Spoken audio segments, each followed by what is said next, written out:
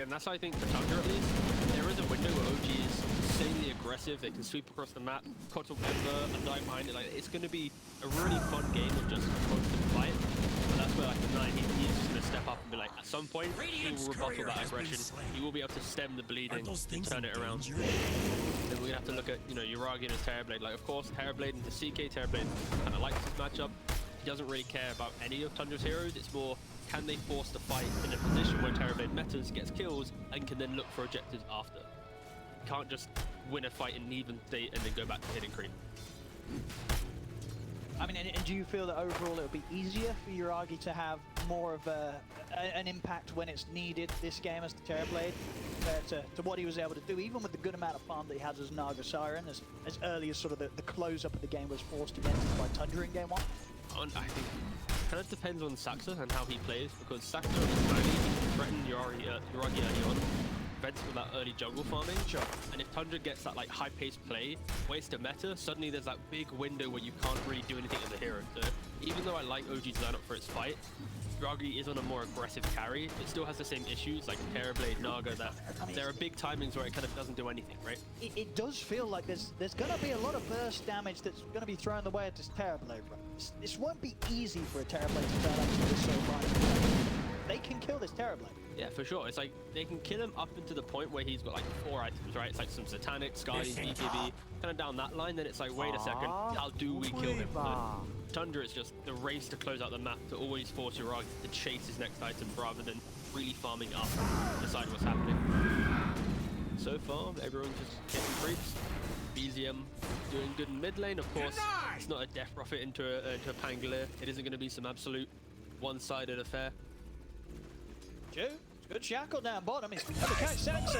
That'll do it there. First blood for Uragi. Happy there with the efforts of Chu to set that one up. Ready. OG's laning phase, at least in the stage lane. Chu's a little bit of a different mentality than I guess Misha in regards to his play. A little bit more aggressive. They're seeing the effect of that roster as well. Previous game with Disruptor, went on it here, finding opportunities to give Uragi a bit more fight in the lane. A little something extra. 9-22 for one and Ember. More balanced time this lane. BZM's going to be careful. Very low on the HP. Water runes were controlled. 9 even able to step across and take his bounty rune away from him. So BZM's sat very low in this big match. Some more tango sent out. Well, harassed pretty heavily by the Pango. Question who's actually going to get the rune. Both supports moving from the top side, Sneyking and Tiger. Yeah, this is going to be very important. Tundra's able to take bot rune plus they swipe away that top rune. It's going to be very good for 9.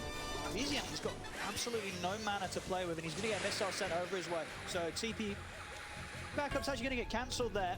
A random TP from Tiger. Yeah, it was done sort of from the river by the looks of it. Sneyking was on top of him with Rocket Barrage. Does manage to still get the bottom water rune. Focus there. Mid, so BZM will be able to heal up and stay strong. Yeah, kind of surprising. I expected Tundra in that position to be able to take away one rune, steal away the other one on the support, and then really kind of send it home to BZM, but no, instead, BZM lucky enough to take one of the runes.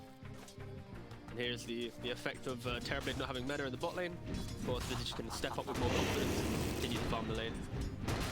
Now we've seen on this top lane. Do you feel that OG's been able to do enough so far with this Fallen Dying lane? DM already, he's maybe not pumping out the CS, but he's hitting denies, right? 14 denies to the 6 of the CK.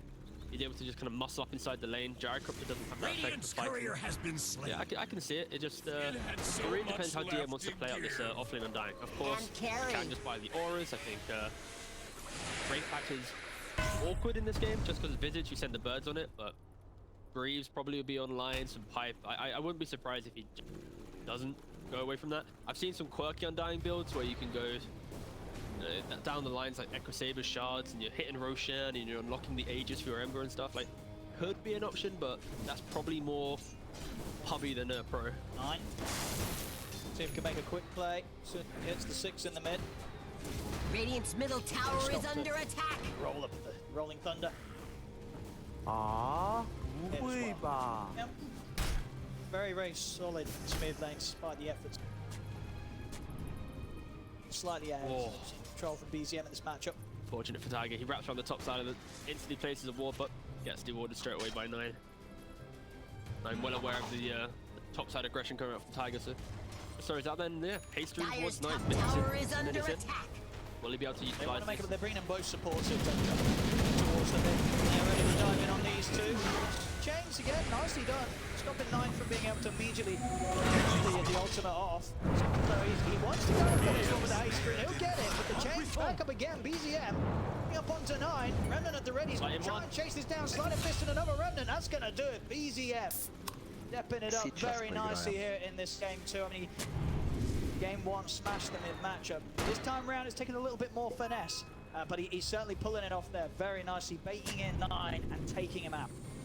Yeah, get the bottle refill. Okay, yeah, so Tiger, TP's back mid, refills the bottle. Yeah, very much an overplay there from 9, and they're the small plays that give these Embers just kind of entry to the game, right? After getting relatively, not shut down, but just annoyed, right? He wasn't able to think forwardly. Yeah, this is going to really give BZM some more confidence. Take the phase boots, he's nearly going to have corrosion. So these 2 items alone will give them enough damage to be able to run around. Especially when you pair the Coddle with the Ember. Coddle, he's going 2-point chakra already. He might even get it. Oh, actually, that's a big boy stack. Yeah, Tiger. Under leveled, but that's because he's just been running around, enabling everyone else. DM should get 6. Look how polite DM is. Puts the tombstone on the right-hand side so he doesn't then aggro the ancient. Takes the hard cam.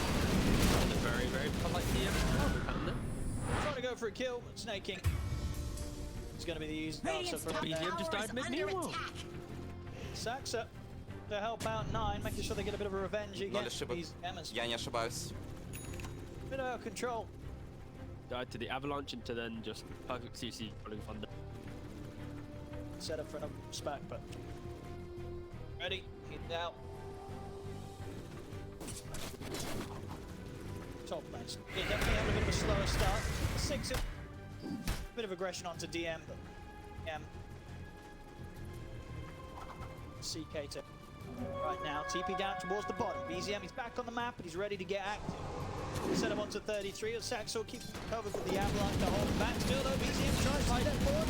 He's ready to go in deep. Jumps in with the Remnant, takes down 33. 9's making his way over. But Saxa will also get slight fisted out of the game by BZM. Be able to commit 9. Something about it, he's up. It's going to be back up in 10 seconds. Looks like BZM without fuel. Say that though, he's got one more bottle charge. His eyes on 9, he's going to get bumped up here with the mana coming in. And he's ready to go for it again. The change, put a stop to the Rolling Thunder. 9, can he get it off? He can't. BZM in again with the Remnant and Sleight of Fist.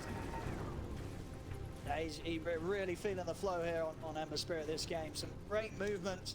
4 kills already across the map. It's proven to be a bit of an issue for Tundra to deal with this aggressive Ember Spirit. It's so incredibly obnoxious, especially, you know, Tiger just pops over, throws a chakra, gives BZM the extra mana, reduces the cooldown, the slight and the chains. Yeah. You have to respect, especially with his build, right? He goes 4-4-0, so he maxes chains. When you're rooted, you then can't use Rolling Thunder. So there's like a 3-second window where you can pump up the damage to constantly threaten 9, especially when he's aggressively conditioned, he can die. When he's even behind his tower, still with the correct amount of just damage, he can die too. So I like the fact that BZM, after mid lane, he just parked himself bottom. He's like, you know what? Let's not give Tundra any capacity to play this side lane. This bottom lane is not a safe place to be for Tundra right now. It's impossible to play right now. Like, the fact when you put your mid and carry in the same minute 10, 9 times out of 10, they gotta get booted out. Like, it's so hard. Bottom tower is Gyrocopter taking the Tundra's offlane tower so early on. 2k lead to OG. Dyer's Once again, he's making those early game moves. We saw obviously last game, BZM also have a very solid start with Death Copper. He's already running top as well. Yeah, he's smoking a haste rune. I mean, they've got their eyes on 9. A little bit of indecision though, going up, going down, can't really decide where they want to go on the map. Maybe go for the big kill to get right now. He's really having a tough start in this top lane. Unfortunately for Tundra, they actually scanned this area of the map in OG. They were just a little bit patient. Top tower is under attack. Get the toss back on Tiger.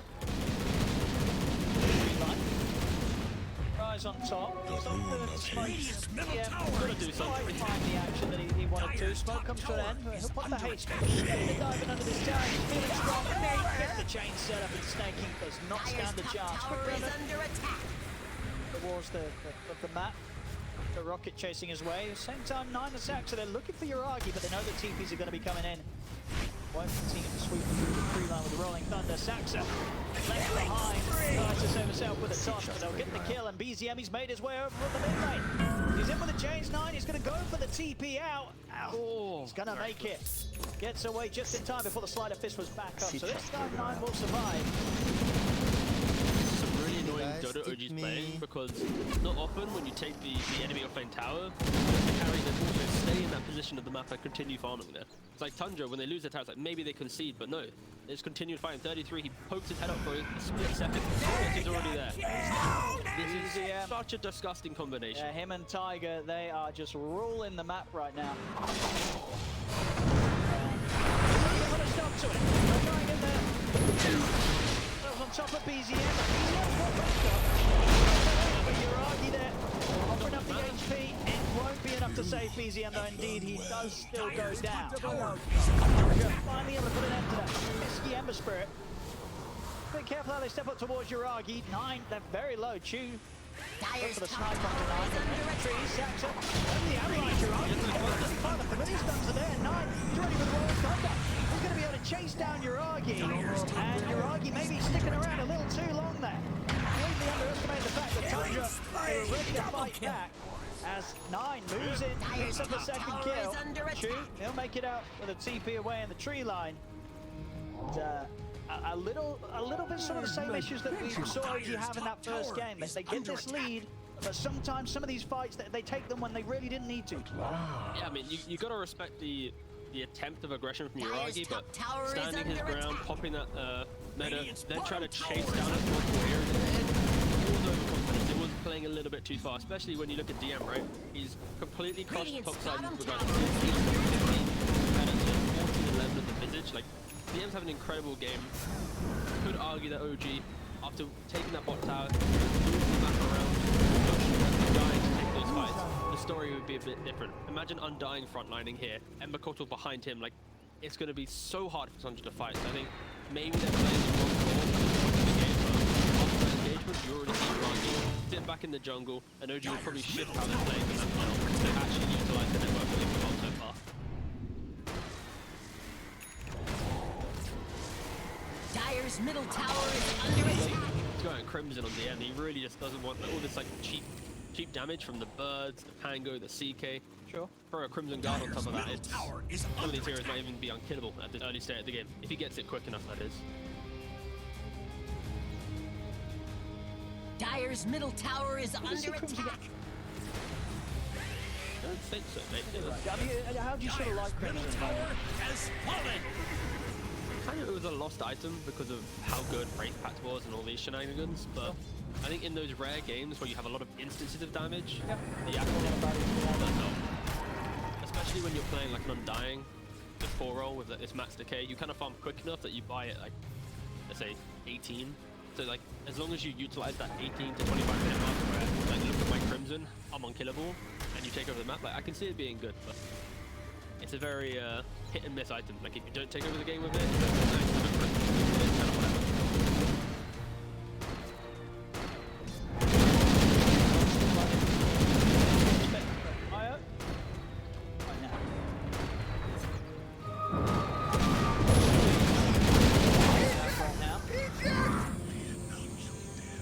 BZM ready to just continue running at hero. Maelstrom completing on its way out, more potent doing so. Got to be really aware, Tundra, of where this Ember Portal might have kills on their mind. Again, you have the, I feel like Chu's playstyle so far has been just super calm as a 5, where like he plays lane, he doesn't like make these rash TPs where he's trying to break the map quickly. And like in this game, he's playing this window on a max power shot. He sees a slight chains, he then always will hit the shot, right? Like he's not wasting it, he's just playing, I just feel like a really calm game. And for OG at least, like, that helps stabilize the rest of the game. Like, now like, everyone else is just farming behind that, so I think so far, at least OG in the 2 games that we've seen, the first 15-20 minutes has been very aggressive, very methodical play. At least in the previous game, they fell flat. They went kind of over-aggressive, but at least in this game, you've seen how they've calmed that down a bit. They're waiting for like the team to be ready, a core to join in correctly.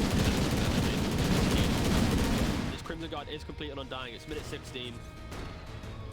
You gotta expect OG to try and make some fights right now. Tundra, if anything, they've got to dodge it. They just their timing is insane in the fight. Or Saxa gets Blink in that entry. I'm skeptical to see Tundra really breaking the team fight at the moment. GM. Got Skeeter, and he's going to be here with the Remnant. Is under attack. But they're ready though from Skeeter, and at the same time, the rest of the country, they're going to make the move for Uriah. On his own, whilst OG makes this aggressive move, and they'll take him out. Skeeter, on the other hand, still managed to survive a little longer. Finally, Shackle Shot and Power Shot. Chew takes him down, so both teams losing their carries. Really quite poetic, I think. If anything, wasn't part of the smoke shenanigans, was able to kind of recover his own game and sit in the bottom side of the map and farm up. Yes, that's completing up his Blink Dagger. There we go. We saw what happened last game when he got that online P. It started to go rather rapidly downhill for OG once Daxter's got this iron. Yeah, I mean, you know, Nine just completed up the Grooves as well. He went Diffuser, went to Greaves, he playing for his team. He got Blink Dagger on this tiny. There is a timing for Tundra. Greaves, I mean, changed it. Big solid oil the Nine will no longer be. They get the toss back onto BZM, and both of those iron pickups, they couldn't have come at a better time, right, T? Absolutely, yeah. Straight into play. Truly perfect. You know, you're just pulling the root, you're throwing the toss turnaround to, you know, punish that Ember.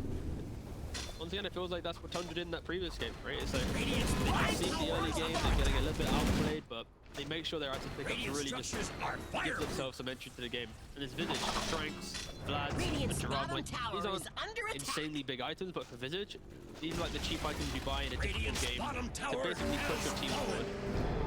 I think the main concern there for Tundra is how does Skidder kind of enter the game? He's currently sitting at 0-1-0, sorry. He's going to complete Echo Saber, he's got Armlet. I feel like for Tundra, if anything, they need to find a fight outside of Roshan to get Aegis to continue the fight. If they don't find that, we might enter any of these big fights just because of the lack of damage he has. That ward drop. Dire's middle tower is under attack. Even the tombstone. Try and force Tundra around this area. Allow them to enter into the high ground themselves. This tombstone, or maybe not. No, they've gone for the soul rip. Keep bringing in the numbers around this area. A lot of zombies on those birds. 33. One of the birds has to resummon. Get instant smoke up as well. And there's no tombstone. Time to run back at OG. On DM. The Tiger had the gem. The jump is Saxa. In with the toss back. Get the jump onto DM. Crimson and Hoods. Trying to get some time here, but won't keep him alive. DM taken out. Tundra very quick with the move.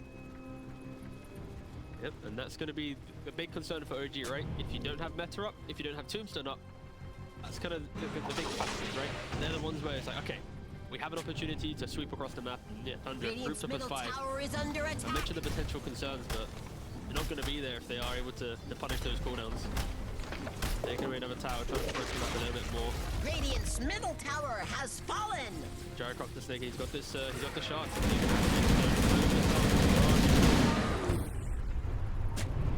Feels like we're kind of watching a repeat game. They had that lead again. BZM popping off, starting to fall behind, and a 9 really taking it. Avalanche, they'll smoke up. Ace ready for whoever wants to charge into battle. It's going to be Skeeter. That one, they'll head straight into the triangle, see what they can find. He's trying to hide behind a tree. Smoked up behind him, OG. They're thinking about going for a fight themselves here. Get a hold on to. They're looking for Samson. Shadow Shot for Chew won't catch on. Change the 2 familiars. They'll kill off one. The second one quite yet. Missiles down, but in fact, Skeeter thinking about pulling up onto the bridge. Here he goes for it again. They'll take him out. The tombstone's down, but Tundra will quickly remove that from the fight. It's around to Ruggy. Trying to stop this down. He'll get the Sunrock. Get himself back on the full speed.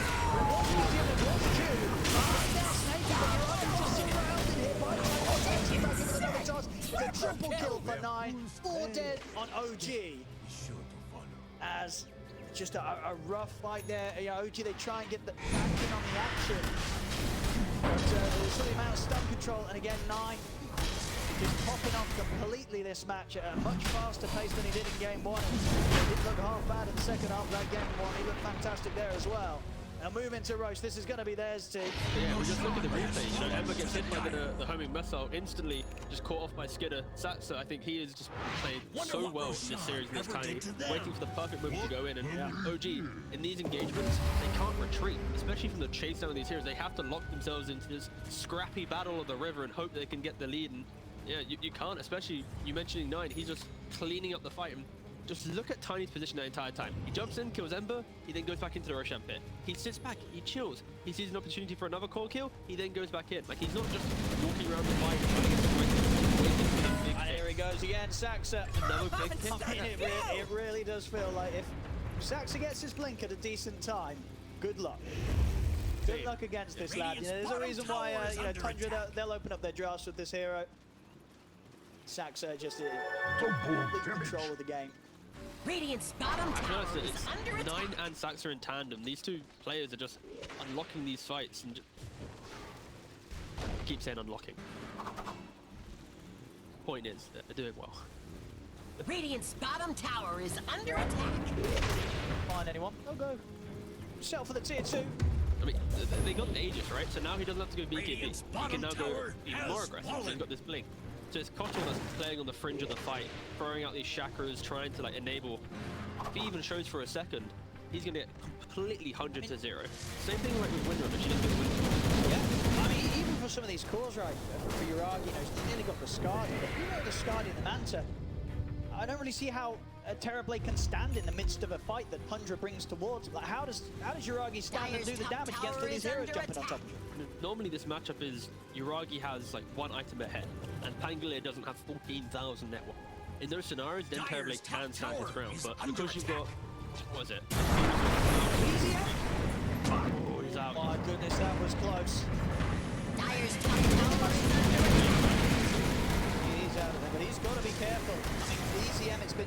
Yo, wait a second, hold on. Sneyking had a 4-star, so potentially could have 4-starred the third to then drop to then get this. I still forced off the missile You could as also, well. you could also do that. It's trying to be big brain. But yeah, BZM, he had such a good start, T, but the difference now between what him and 9 are able to achieve, it's pretty huge. 9 just leaps and bounds ahead. It's like with, again, it's the comparison of like heroes that need levels to heroes that need items. And like Ember is a hero that needs levels early on, but then instantly you get to a point where it's like, I need my BKB. Radiant's You don't get courier it, was caught just in the food. crossfire. And we kind of saw that in this game. Like, it was the Radiant's same with his top early tower is levels, under he was attack. destroying, and then it's like, wait a second, now you need to farm for 5 minutes to get the BKB to continue crushing.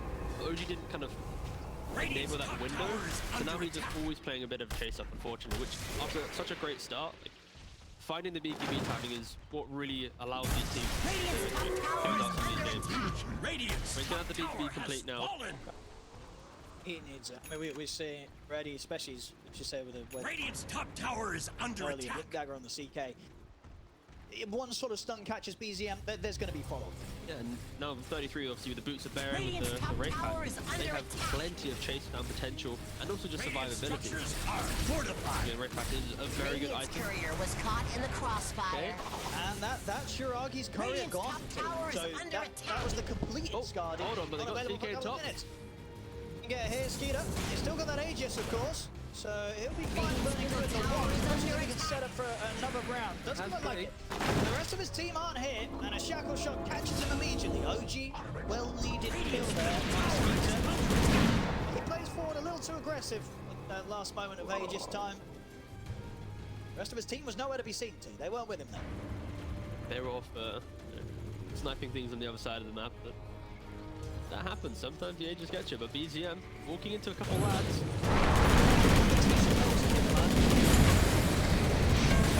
Real close. Good job he had his BKB. I wish he may have gone down there. They'll be able to turn take down Sneyking. Zaxa, he slides his way out. Make take it away. So they'll lose Sneyking, but they get a BKB usage out of BZM for it. I want to see some 4-stars from Sneyking at this point. Need time with missiles. We could have easily got some extra points on this Oh, one. look at this now. Another BZM's BKB's not pulled out. Line's going to see BZM. See the lands pretty wide. BZM gets back up to the safety of the high ground. Catch him. Now this is the true joy of the patch, right? So if we look at 9 for a second, okay. We got ourselves a Greaves, all right. Shard kind of got nerfed, didn't it? Let's buy Satanic as well. Yeah. It's like a really expensive version of what Shard did, but that's clearly proof about how broken Shard was. You know? The fact that he's having a very good shot. It's a very good Shard. What other hero could spend that much?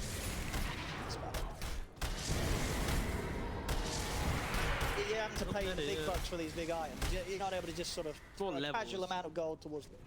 What levels in Shards at least? I mean like heroes with spells rather than items. Or at least with Shards I mean. I was trying to go from like A to Z of the heroes, like what Shards actually just...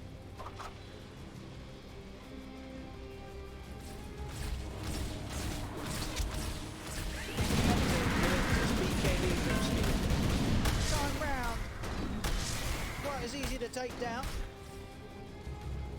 Poor old Uragi, he had his Skadi complete several minutes ago. Taking out the curve. And he's already got like a BKB complete, so he's got 2 items basically coming out in the next 3 minutes. I mean, that's pretty big, though. You know, let's see what Uragi's able to set up in the team fights with the Skadi and the BKB. Let's hit pops BKB. He should have a pretty good chance of standing his ground and really causing Tundra to have to think twice about how they come in. Skadi and BKB, we're at a point now where the Terrorblade has to be respected. I think in true OG fashion, at this point in the game, again, I feel like I said this in the first game, but this is where Chu needs to somewhat step up, right? In game 1, it is just to shock you in his ads. Game 2, you don't have to put the lockdown. If you hit these 2-man shackle shots, if you place these Gale Forces in the correct position, that will be just enough isolation to enable Terrorblade to stand his ground and take the fight. So he doesn't have a blink, of course, it isn't his quick buy down the line, but I feel like there are, like if you hit the shackle, if you hit a good route, if you get a good tombstone positioning in a choke point, maybe OG can do it, but watch out around this observer ward, just slow CJ. It's there. Still Saxon. Connection with the avalanche. Slide back out. This is Skeeter. DM's up, put the BKB. Shackle shot not gonna last. Skeeter's forced back to here by Sneyking. Enough to pop the ultimate here, Skeeter. Forced. The case. They'll back off, and OG won't quite have the catch. Stop. Point where Tundra, you're in the lead, so you force your opponents back to the base. You don't allow Terrorblade to sneak out on the map and start skipping waves. It allows you to slowly grow your own net worth lead, and then when you have that, you then position yourself for Roshan. Tundra force top, retreat, play on their own vision. Saxon's got really nice positioning inside this tree line, trying to break smokes, and well aware that they are playing for this second Roshan, and that's when they'll try and get that Aegis and they're properly pushing this high ground.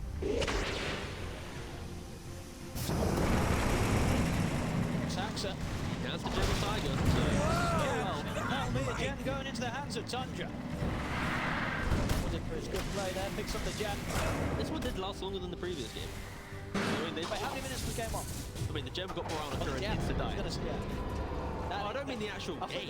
No, I meant the gem. Like, well, at least it's going a bit longer. It's not that bad. It's the first game in the or the second series in the DPC one. Game on was 36 minutes. Oh, well. 9 minutes in on this game too. Yeah, Tundra pre-major, that first game would have been like 74 minutes.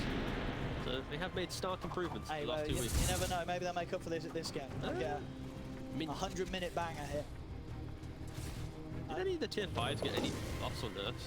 We double check. I don't think neutrals got changed too. Really? Double check. I don't think so. None ring a bell. No. They kind of forgot to do that. Oh, some matches.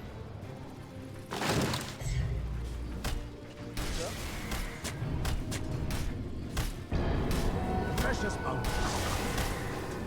Particularly they've got the better control around this area. And OG, no, they're going to try and take them out around the pit with smoke. And all of Uragi's net worth is finally turned He's up, ready right? to fight. The Guard is there, the BKB is there. Like he wants to go for a bronze. Here we go. Let's see what he's able to do. Roshan. Terrorblade ready to participate. 30 seconds for Roshan to respawn. Whoever wins this fight should be able to claw themselves into a very good position. The OG can, you know, they can start the comeback, but it has to be with a well-placed, you know, observer into fight. And what's sort of the game plan here for Tundra? Get that BKB meta popped and then get out of there, try and fade it out of him? Yeah, pretty much. It's if you want to take the fight, you huddle together, you kill off the Tombstone, and don't allow Ember just to poke your backlines and to force out spells to be used defensively. As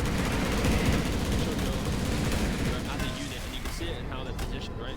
You got 9 who's arguably quite unkillable at this state of the game, unless he gets hit by some insane shackle shot. Like, look at him, he's got Blink, Greaves. Okay, he's actually not going for Satanic. I was hoping he was going to do these, like... He did have a cute up. Like, imagine just the double dispel memes. That would have been a... delightful, but yeah. Honestly, I feel he's... Hold on though, mate. Right, what's he dispelled? The chains, that's it. He needs a second dispel. He's actually... yeah, he doesn't need it. Jungle, but... very careful about this OG. This is a scary point again. Whoever takes a bad fight here, they are going to concede Roshan to the enemy team. Everything kind of lying on this next fight, at least for OG, and the potential to make a bit of a comeback in this game where they have fallen behind. Cannot afford another bad team. The bot already been pushed in, so that's kind of tickling OG's front door, and now Tundra, they're going to use this information that they're not defending the bottom, so we can go for the fight. If anyone TP's down here, then they're going to go for BZM. Actually TP with no mana, so if he wants to come back to the fight, he's going to have to run all the way back to base and then regen up. So BZM off map for about 10 seconds. Going to start tickling at Roshan. See how OG take this? I mean, who's starting the fight? It's going to be like a... He just walked in. He just got to waddle in. Give him the old waddle. Waddle. Tundra very much respecting this. Now the BZMs like to be able to fuel up and get back over. So there's a full fight. Oh, you're right, he's in. Starting to go to the Roche themselves. So of course, they'll keep eyes on this. 33 sending in the familiar. Oh, you're right, he's easy out. to sneak this Roshan. Awkward Roshan I've seen in the last... Yeah, I guess what Tundra know that it's very hard for really OG to initiate and start the fight. And Tundra themselves, they're like, well, you know what? If you can't start the fight, we're not going to give it to you. Yeah, it's kind of like Tundra in this position. The only way they can lose this game is losing this fight at Roshan to give OG Aegis and momentum. So for them, it's like, as long as we just play here, skip waves, and just force OG to feel really bad about playing this area of the map, then we'll just eventually build this lead. Like, the net worth's gone up like 2k gold since the shenanigans have started from Tundra. Because if they're going to do, they're skipping mid, they're skipping bottom, they're farming together. Whilst OG, because they're behind, they don't have that freedom to push with confidence. They have to hold each other's hands. So, yeah, I think, yeah, I like the fact that Tundra aren't rushing the things here. They're not chasing the fight. I think they easily could wrap around and do something for OG. You realise the bait here. It's like, guys, we got to do it. Like, if we just sit around the pit, it's going to feel awful. They've got a full Daedalus. Ready damage quickly taken down, bro. Sneyking getting to the front. TM pots the BKB. Same for your argue. BKB and Meta have been used here by the Terror. OG will continue to try and finish off Roshan. Sneyking out 9 a little bit too late. Ruggy already able to get the kill. Given the Aegis and Terrorblade. Tundra continue to try and put the fight into water. OG get the Roshan ourselves. OG going to lose the turn. The BZM tip of the BKB closes the gap onto 33. But 33 the stone form, buying a bit of further time for himself. Skier on the retreat is caught up by the Greaves of 9-9 and Swatch, but the center's there. The double HP.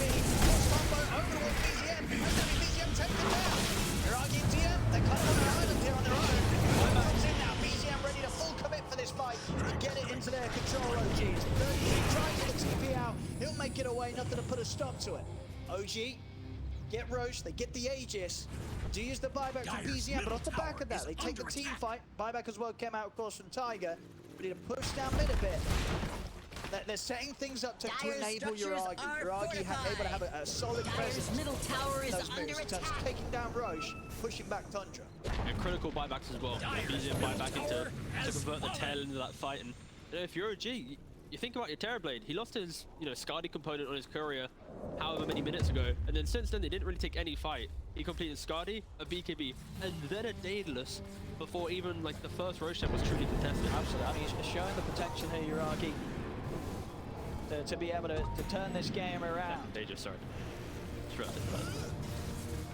got his shard as well. Do you see what he wants to spend up next? Aeroblade getting well and truly slotted at this point. And looking to get me back up. Change on the Sneyking. Over the dust. Sneyking to get away from them. Gyro out for 50. BZM's going to see if he can try and chase for more. Sacks are already into the trees.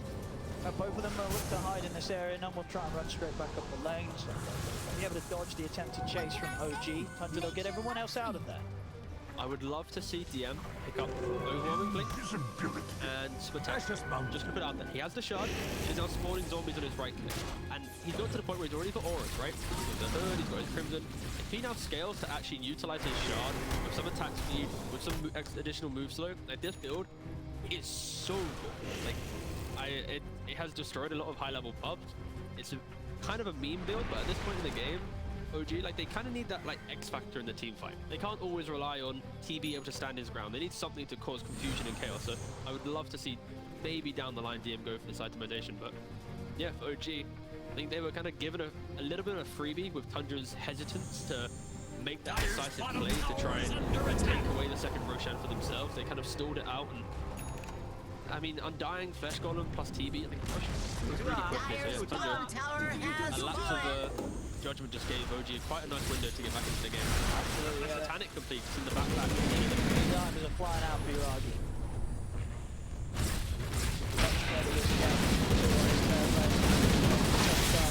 Series on the Naga Siren.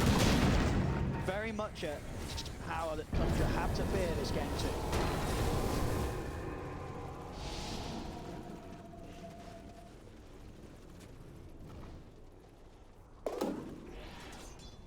Tundra at least is. Top the CK, the tankiness is Tundra's best friend right now. They just need to try and either toss back into some aggression, or at least CK needs to start the fight with, I've blown up X hero, now let's capitalize on it. The hardest fights when OG position themselves in a way that you have to get through the Undying or the Ember, or even this Terrorblade standing his ground. So I can see Tundra why they're scared, maybe make these wrap around. Up underneath the wall vision. Able to get up to the high ground, but the dust will catch upon it. Now the shackle is there from Choose. Saxon caught outside of the base. Get a toss combo off, but nothing threatened. Tankiness of Uragi or DM. Sax are out for a minute.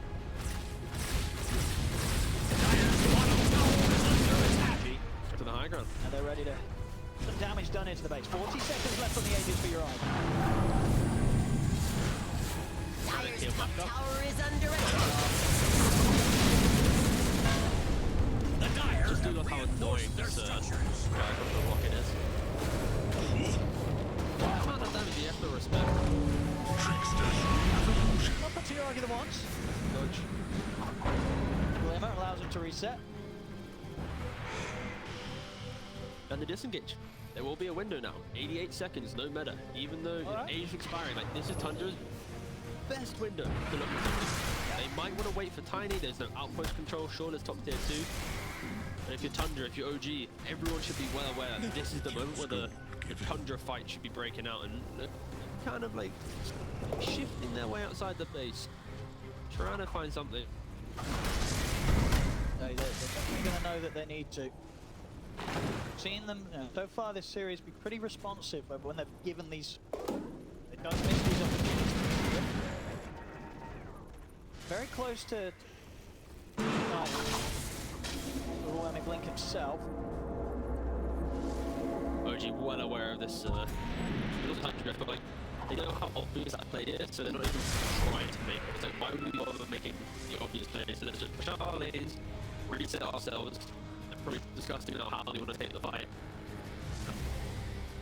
The option for that is, like I mentioned, they need to have that explosive entry to the engagement.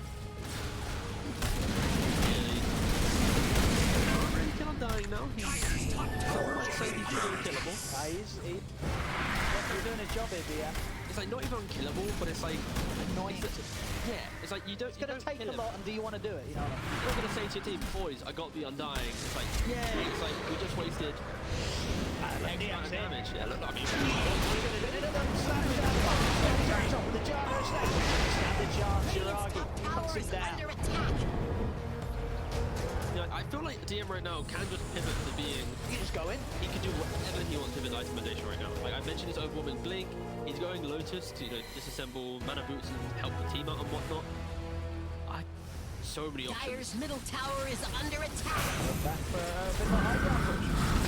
Gyrocopter, knowing all your missiles being thrown their way. Good job. He's got him underneath the towers here, but Arby's having a BKB off and he's standing his ground. He'll off the Satanic. He wants to BKB himself with power. Cannot stand his ground against this terror. Arby turns to take down the Your Arby's out, so is BZM. Kills, they defend the base, they clean up Tiger as well on the way out. OG, they get completely shut down on that attempted push for the barracks. They don't get the racks, they lose 4 heroes, and 2 of them, T, and they're still out without buyback. Tiger and BZM, they're gone for over a minute. They made that push at a time where their own buyback's still on cooldown for about 30 to 50 seconds. They don't have them here. Tundra's just going to come straight running at the base, and with those 2 heroes gone, Radiant's top tower is Tundra's going to be able to do more damage to the base of OG than OG was able to do today. I mean, they got Wraith Factor, they got Boots of Bearing, they got CK Ulwin 20. I mean, OG kind of getting like 2 lanes probably taken here. Maybe more. Wait, Ember, how long? Wait, 30 seconds of buyback. I mean, Tundra timed this. They could just go skip. Tundra timed this, or OG mistimed it. That push. Tundra's pretty good. Unfortunately, absolutely slipped up. I mean, It's a full set. they're just going to get Megas. Radiant's middle barracks. I mean, I don't think this buyback's enough. Maybe not quite the Megas. We'll see what The body Tundra. Get the Megas. Who gives a shit? Well, it's the fortification. And the question is, will BZM buy back or will he try to hold up this 30 seconds? We'll see. Has got buyback back available now, and he'll use it. No, he just created the buyback. He just got in and he just took out 2 targets. And now he's ready to go back in for more. Thunder will be up in time 9. Getting over the number swashbuckler to get away. He's out on the side, they'll get him out of the glimmer. BZM wants to chase for the remnant, and with the sleight of fist will still take down 9. Mosquito. 33's inside, Mosquito trying to help out. It's a lot of Mosquito. Kills there. BZM's out of the game. This time we get Relendia. He's going down for sure. DM cannot save him. Tundra clean it up. And OG, they're running out of options, T. They literally went for 1 mid-rack and rushed on the entire game, it feels like. 33's just catching, killing him off. I mean, Uragi, my goodness, he was ready to go for more there. Uragi should just be... He shouldn't be here at all. This is Tundra's base to take. They're back on track with getting the mega creeps. DM's in with a buyback. See if 33 wants to stick around. Chew. Look at this done himself. Ski the jump, seeing the Wimrun was off in time, so Chew by himself a bit of a chance to run away from this. Back over